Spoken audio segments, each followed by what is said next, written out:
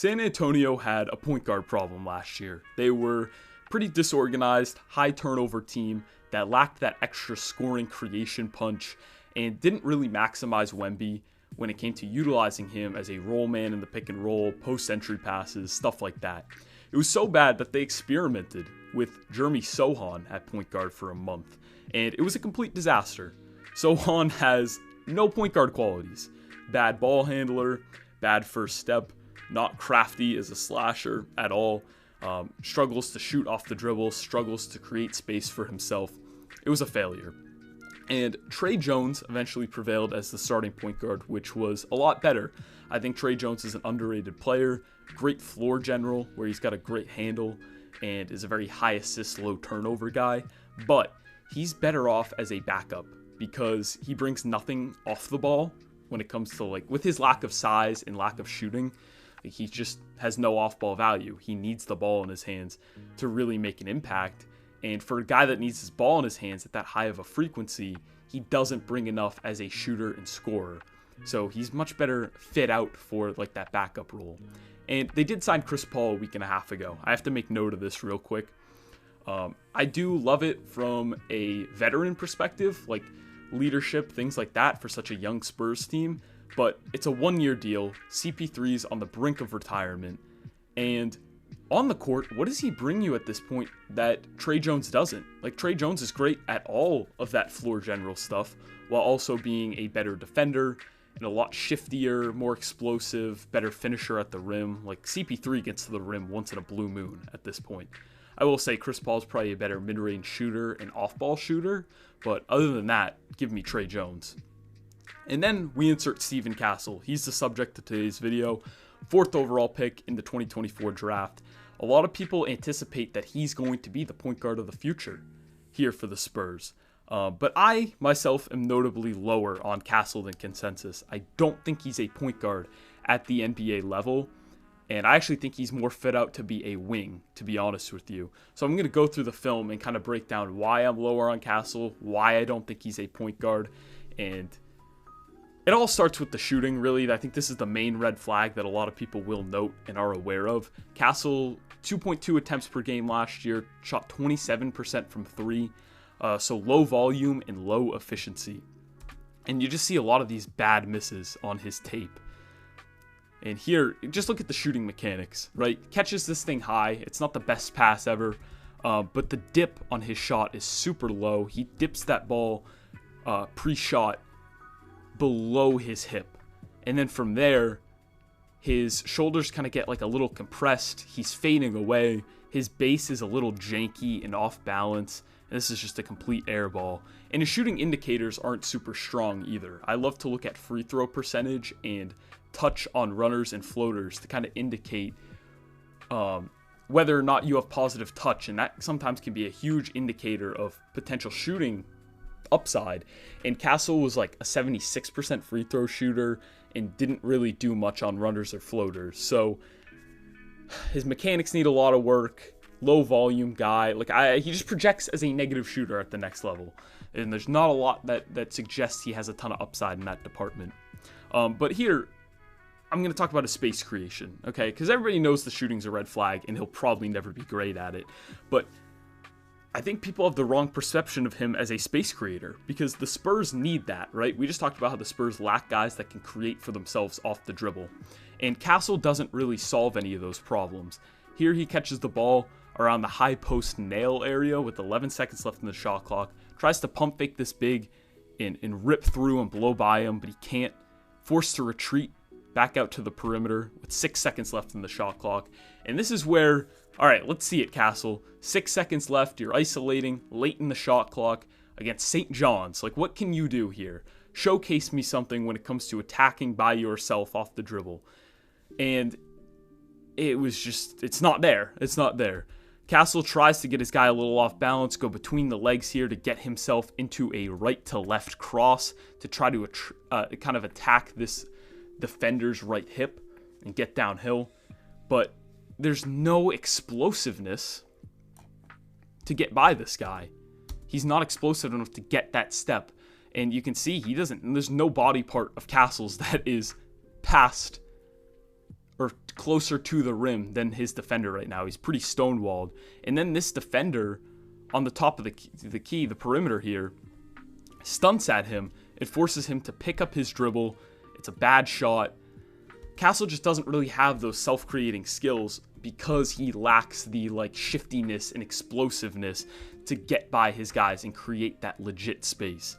And there's a couple notes I want on this possession. Here, Castle's attacking a pretty wide open lane, and I'll let the clip run through. He ends up getting blocked. But my first note is that he doesn't have enough counters, or he's not comfortable enough in the in-between mid-range area. As I noted earlier, he didn't display a ton when it came to runners or floaters, and he also passed up on a lot of open opportunities to decelerate and settle for a mid-range jumper. And in general, it's fine on this possession. On this possession, he has a wide open lane to the hoop. I'm okay with him taking it, but in general, he probably could look to settle for a few more of these open jumpers because teams were going under screens on him all the time. But on this possession, this is a wide open lane to the hoop. Most guards are finishing this because they're a little more explosive than Castle, getting downhill and attacking this open lane. And then they're also quicker off the ground. I'll rewind this a bit, but look how slow Castle is vertically here.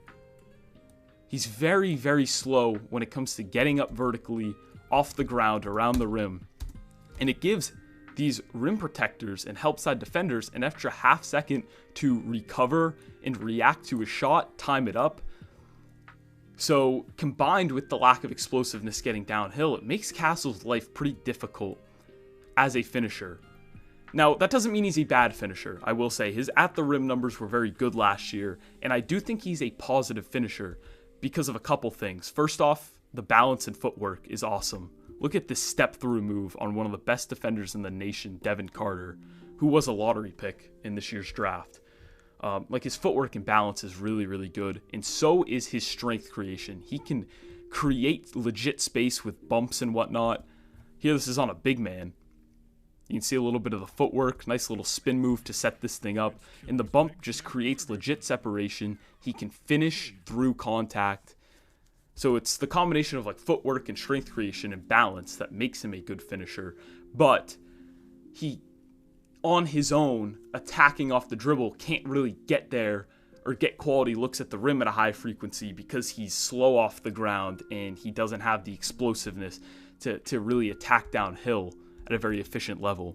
And for a guy that's expected to initiate so much offense as the point guard, he's not really great as a passer off the dribble. I just don't think there's anything special about his passing vision or flashes of versatility off the dribble.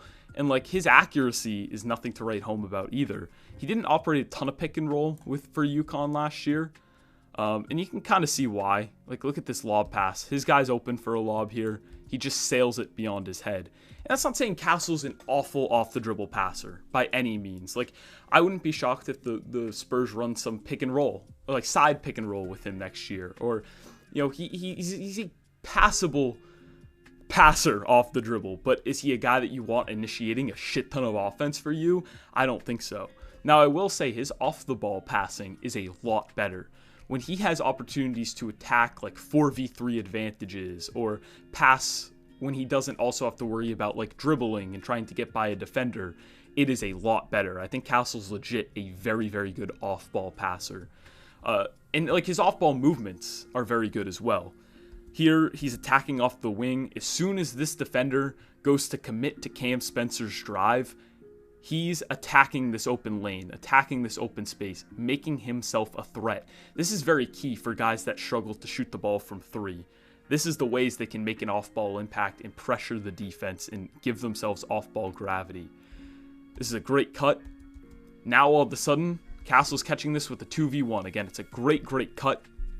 And in this 2v1 advantage, he immediately processes that Klingen's going to be open. And I love this quick little slick dump-off pass. The off-ball passing is very, very good with Castle. And here's more of his off-ball movement. He's operating here at the top, kind of the top of your screen on the left wing. He's patient with this drive. He doesn't immediately attack off this cut. He waits for his guy to get in. He waits for number 23 here, who's lurking in the paint, to completely turn his back from Castle. And as soon as that happens, Castle just times this thing up perfectly. As soon as that happens, he's attacking. He makes himself an option off the cut for the little dump off pass, and it's an easy 2. And here's more of the cutting, okay? Because this is key, because teams are going to sag off Castle all the time. If he's in the weak side corner, his man is going to have no problem committing to the pick and roll as a tagger and potentially giving up a skip past the Castle where he's open from 3. Because again, Castle's a negative shooter. So how can you make noise? How can you make an impact if teams are going to sag off you like that? Well, if Castle sees his guy turning his back to him, he's going to hit a baseline cut, perfectly timed, and he's going to be able to finish through contact or whatever, because he is a good finisher at the rim. And here's one more. This is honestly probably my favorite cut of them all, if I remember correctly. Again, weak side, his man's cheating towards Donovan Clingan, who has positioning right now on the post, and I won't lie, if I was Stephon Castle's man, I'm like, do I worry about Stephon Castle, a skip pass to him in the corner, or Donovan Clingan, who has positioning in the post? It's Donovan Clingan all day. But Castle recognizes this, again, attacks open space, gives himself gravity, makes himself a threat on this play, gets to the nail, and then he's attacking off the catch efficiently. So, Stephon Castle, okay? I don't see the point guard qualities because he lacks the shooting. Teams are always going to go under on him in the pick and roll. He doesn't have enough counters in the mid-range. He can't, off the dribble, efficiently get himself consistent looks at the rim or consistently generate gravity, collapsing the defense because he doesn't have the first step, because he's not explosive enough off the ground. And he's not like some special off the dribble passer. So I think all those things combined, this dude's not a point guard in the league. There's a reason Danny Hurley, one of the best coaches on the planet, didn't really run Castle as a point guard either. Like, Castle ran some offense for UConn, but it was more of a tertiary role, honestly. And that's more what I see from him in the league. Like, off-ball wing that... First of all, like, the defense. Sorry, I'm getting a little out of line here, but I gotta decide how I want to kind of phrase this. Like, defensively, he's very good, okay? So that's kind of the main sell, I think, for me with Castle. And then offensively, what role is he going to find? I think he serves as more of like a tertiary ball handler that does a lot of stuff off the ball. Like, off the ball, he's a great cutter. He's a great off-ball passer. He's great at cleaning up on the glass. He can finish off those cuts and whatnot. But what concerns me is the Spurs are going to paint him as this point guard, pigeonhole him into that role, and he's going to be a disappointment because he doesn't have enough of those high-end point guard qualities to succeed in that role, in legit run NBA offense at that high of a frequency. And even if he is in that off-ball role, I'm concerned that the lack of shooting is going to be a problem. So, kind of, I'm not comparing him to Aaron Gordon, but kind of think like Aaron Gordon with the Nuggets, where they love having him out there for the energy, for the defense, and he's great when it comes to finishing at the rim, running in transition, operating as an off-ball cutter and player and all that, but he's like an off-ball wing that can't shoot. So that comes with some deficiencies. So yeah, I was a lot lower on Castle than consensus. I don't love the pick at 4. I don't think he's going to blossom into the next point guard for the Spurs, but I'm interested to hear what you guys think.